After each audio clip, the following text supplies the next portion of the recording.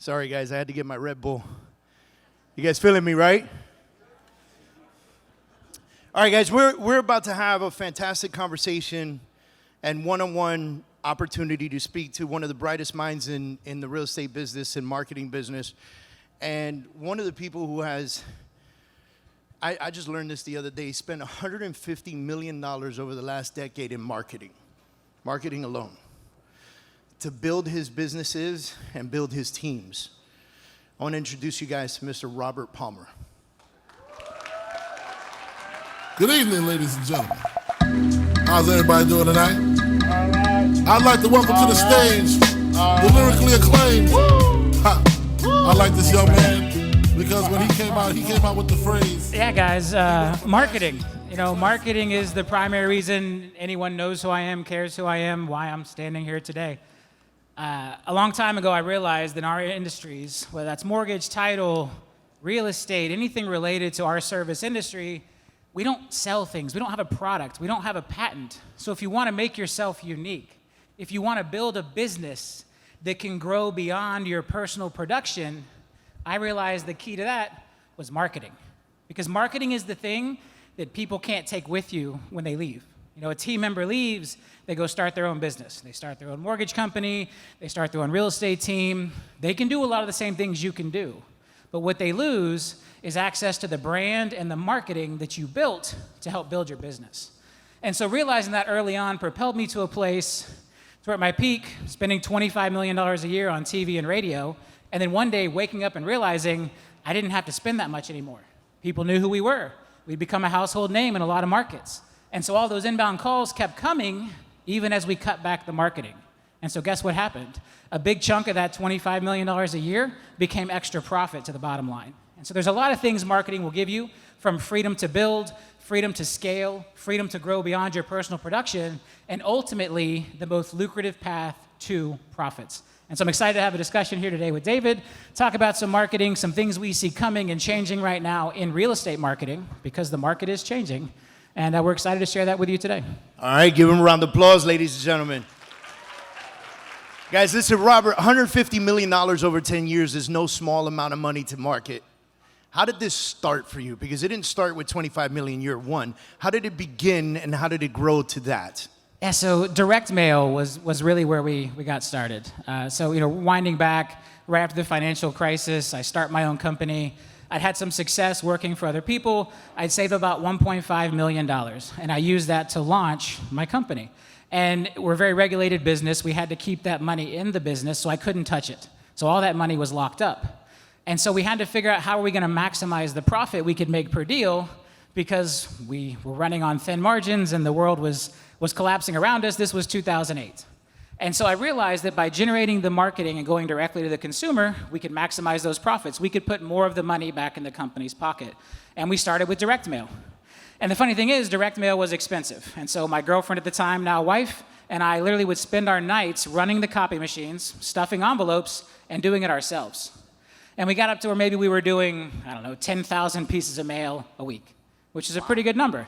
That's a huge number, by the way, you and wifey doing it by yourselves. Yeah, we would watch Halo 2, or play Halo 2 on the projector at night in the conference room while the printers ran, stuff the envelopes, get up the next morning, drive them to the post office. We figured out how to get the discounts by having them in the right order with the right barcodes and all this stuff. And we grew and grew. And then there was a direct mail company who we had gotten quotes from who went out of business. And so I went and bought their equipment. And I brought it over to our office. And now we actually had some machines. So now all of a sudden we could do 50,000, 60,000, 70,000 pieces of direct mail a week. Again, me, my wife, and maybe another buddy at this point. And as we grew through direct mail, we realized that while it was great at driving direct response, people would call us. We hit them over and over again. We had good messaging. They would call us, but there was always a skepticism. I've never heard of your company before. I don't know who you are. I got this in my mailbox. I don't know if I can trust you. We didn't have the positioning. We didn't have the influence to convert, even though they responded to our message. And so we would say things like, well, you can check us out on the Better Business Bureau, you can check out our Google reviews, trying to quickly position ourselves. Because that's another big part of marketing. Marketing isn't just about making the phone ring, and I had to learn this. It's about how you position yourself, how you grow your influence, so when they do respond to your messaging, they actually want to do business with you. And so I sat down, and I'm sitting around with my, again, now wife, and I'm like, who do people really trust? And what I realized is the big brands, the big trusted brands are all on television. It's like magically, if you put a brand on TV, it becomes instantly trustworthy. And so I said, you know what, we're going to go on TV. Had no idea what I was doing. Got some books, read up on it, went to TV stations, got some quotes, and we ran our first set of TV commercials, and it totally bombed. We ran the interest rate, we ran a little website, no response, because it didn't build the credibility. I was still stuck in make the phone ring, direct response mode, and that's not what TV was built for. And so we went back, and we retooled the commercials, decided I would be in them. I think I was maybe 29 at the time. I'm like, nobody's going to trust me. I shouldn't be in the commercials. I had really long sideburns at the time. I look back on those commercials and I laugh. But we did it. And we actually ran that first commercial during Sunday Night Football in Orlando. And we got the TV station to let me introduce the game. And so I said something like, I'm Robert Palmer, president of RP Funding, and we're proud to sponsor NBC's NFL Sunday Night Football here on West 2. And I had the football logo next to me. And the commercial did okay, but what we did is we took a screenshot of that commercial and we put it in our mailers. So then every mailer that went out said, hey, you probably saw me on TV introducing Sunday Night Football last week. And so whether they actually saw it or not, the credibility and the positioning and the place it put us in the market, guess what? All of a sudden, those phone calls, they weren't asking if we were legit anymore. They weren't asking, can I trust you? I've never heard of you. They said, oh my God, you introduced Sunday Night Football, whether they saw the game or not. And so by realizing that marketing was not just about response, it was about response and positioning, and influence was a major breakthrough for me. And so we went from there, and we reinvested more and more and more profits into the advertising. I kept driving a crappy old car and living in an apartment while I'm spending, at this point, maybe $15 million a year on advertising. That's money I could have been putting in my pocket, but I put it back in the business. And I created this snowball to where the brand became so big that I have the financial empire I do today, where my kids and my kids' kids are taken care of, all from marketing. Now, there was a lot of hard work and systems and things along the way, but the biggest differentiator between me and a lot of other people who tried to do the same thing was the marketing. You said something pretty impressive. You said, I still lived in the same small apartment, crappy car, and I was spending $15 million a year in marketing. And there's many people in here and many real estate agents, maybe 95% of real estate agents, that never reinvest in themselves in such fashion.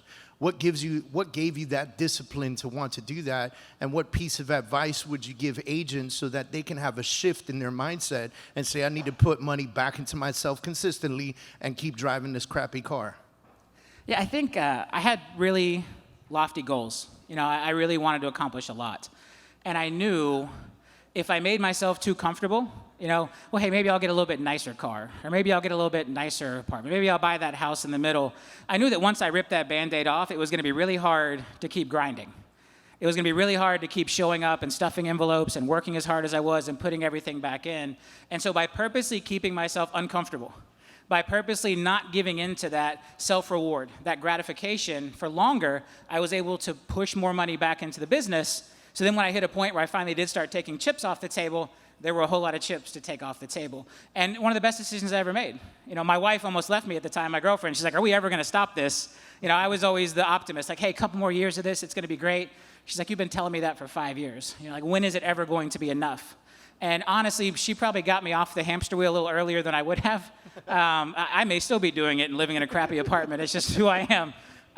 But we did. I finally started taking some chips off the table, started growing the business at a more reasonable rate. But all that early investment and that early delayed gratification and putting it all back into marketing, that was our primary spend, putting the money back into marketing, because that was my moat. That was my protection. That was the fortress that I was building that no one could take from me when they left. That is what I controlled, which became the foundation for the entire companies. This is going to be one of probably the most important questions I ask you today, because marketing has shifted. It's changed. And there are a lot of people out there saying TV doesn't work anymore because no one watches TV. Everyone is on social media now. So how do you answer the print marketing, the TV, radio, and the digital marketing campaigns that are out there? What's your answer to today's marketing? What still works? How does it work? And is TV and radio still relevant? Yeah, so I think in a way you answered your own question, because everybody is on social media. Right? There's nothing unique about seeing my face on Facebook, or seeing my face on Instagram, or seeing my face on TikTok. Everyone with a profile has their face in all of those places. Whose face is on the cover of a printed magazine? Industry titans, celebrities. Whose face shows up on your television? Whose face and whose voice shows up on radio and billboards? And so I think while there are less people watching, for those who do, the positioning and the influence that it creates is still unmatched. There's absolutely a place for digital. Look, and I think it's a lot of the same thing. I would run something like, you probably saw me introduce Sunday Night Football on TV on a digital ad, right? Let's go reach those people, but remind them who we are. Take out a billboard, take a picture of that billboard, run that billboard on social media. Hey, you're not just seeing my face on social media, you're seeing a picture of my billboard, because I have more credibility and more influence and a better position than just someone with a headshot. I have a billboard and here's a picture of it. Let me show it to you. Subconsciously, you are taking the customer to a different place, whether that's in your sphere, whether that's a cold contact, whatever it looks like. And so I think the positioning and influence piece of it was very, very important. And as you talk about things changing, and we are in the middle of a massive shift right now, I like to fish. Right, and so I'm having a mastermind on my boat tomorrow down in South Beach Marina. I like to fish. And as someone who likes to fish, you spend a lot of time figuring out what kind of lure am I going to use, what kind of line am I going to use, what's my hook going to look like, because in normal conditions, all that needs to be perfect. Your skills need to be perfect to have success. But every now and then you find yourself in a situation of what's called a feeding frenzy, where the fish are just going crazy. And the fish are so crazy in these feeding frenzies, they will literally eat a blank hook. You can throw a blank hook into the water, no lure, no bait, no skill, none of those things we spend hours and hours honing, and still catch all the fish you want. And that is what the real estate market has been for the last 2 years. We were in a feeding frenzy. You could throw a blank hook into the water and catch fish the last 2 years in real estate. Now we're getting back to a regular market where you better have the right lure and the right line and the right hook and the right skill. And there are a lot of agents out there still throwing that empty hook in the water and wondering why it's not catching anything today. It worked yesterday, it worked a year ago, it worked 2 years ago, because we were in a feeding frenzy. The feeding frenzy is over, and now it's time to get back to business. We were able to be lazy as marketers during these periods. We had all these people moving to Florida from other states. They didn't know any real estate agents. They would click on the first ad they saw and hire someone. You didn't need the influence. You didn't need the positioning that you're going to need now. The feeding frenzy is over. It's time to get serious. And getting serious about marketing is how you bait that hook. It's how you catch that customer. It's how you build your business. And I believe that in this period of time, when things are changing and skills are needed and tools are needed, we are going to see the next generation of top teams be created. You see, whenever there's a problem like this, whenever there's a slowdown, whenever there's a dip, is what creates opportunity. And so for a lot of you, you've actually been at a disadvantage. If you're a top producer, you've been at a disadvantage for the last couple of years because the guy with the blank hook throwing it in the water was having the same results you were because we were in a feeding frenzy. And so I believe that the next couple of years are going to produce the next generation of top teams. The teams who can figure out how to leverage that marketing, how to bait that hook correctly, how to build that business so that when things do turn around, they have an army of agents who they've taught how to fish. And my personal goal is to help find those people and help them build those teams so we can all fish together as we come out of this downturn into the next big market. Awesome. Now we're running out of time, so this is going to be my last question, and it's a question that I love to ask, especially when I'm speaking to someone that has found so much success. What has been one of the biggest hiccups that you've had? I don't use the word failures. So what's one of the biggest hiccups that you had, and how did you find the way to surpass it and continue? Yes, I think for me, early on, we were having all this success. We were seeing results through marketing that were not in line with the overall market. So while the overall market maybe wasn't going up, we were. And I had this false sense of genius that I had cracked the code, I had figured it out. We were going to beat the cyclical nature of our business.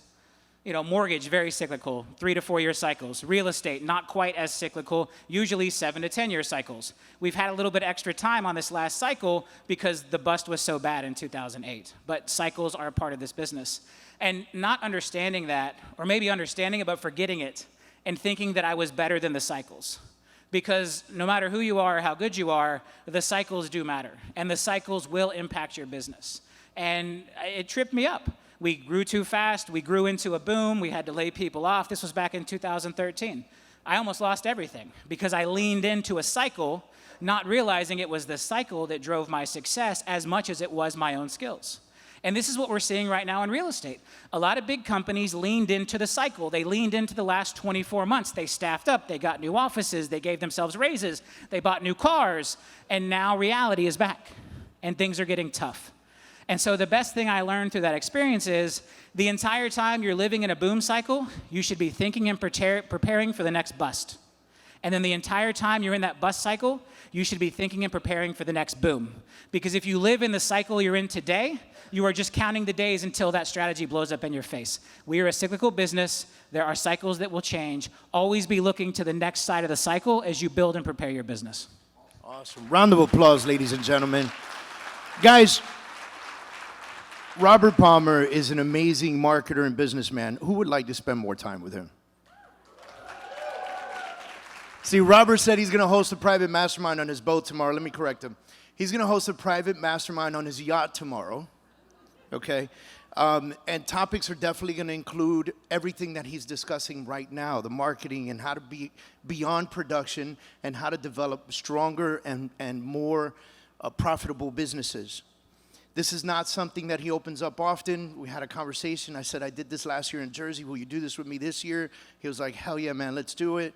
I'm pulling the boat up to Miami Beach Marina. Let's rock and roll. How many of you would like to be a part of that? All right, so where's Tracy? Where's the lovely Tracy? You see Tracy over there waving her booklet around? All you got to do is talk to Tracy. She's going to take your information. She'll let you know if you qualify to come. This is a pretty big deal, guys. I've had multiple conversations with Robert over the last few months, and it's been an amazing, amazing opportunity. I've learned a lot in just the last few months, and we want to offer that to you guys. So thank you, Robert, for being giving at this play. Thank you, man. And if you can't catch Tracy, you can stop by Premier Home Loans or Home Team Lending or Mortgage Advisors Boost. They have signups as well. Thank you all for having a little bit of your time. Look forward to seeing some of you on the boat tomorrow, and good luck in your businesses. All right. Thanks, Rob.